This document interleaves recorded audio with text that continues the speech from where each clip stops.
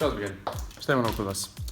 Želimo da vam predstavimo nešto što do sad verovatno niste imali priliku ni da vidite, niti da se upoznate sa tim. U pitanju je Sandbergov eliminator miš.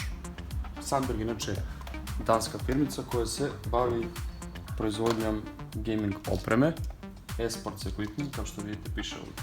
U pitanju je miš koji ima čelično ojačanje, tačnije čeličnu podlogu, što je prosto neverovatno.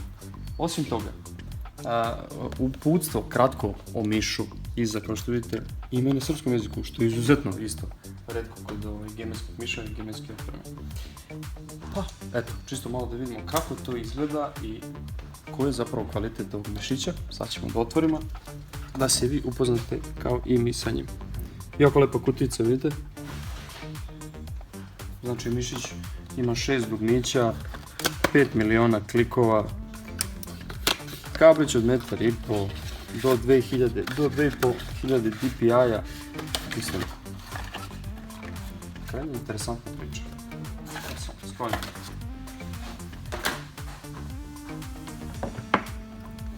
Jako je težak, ljudi.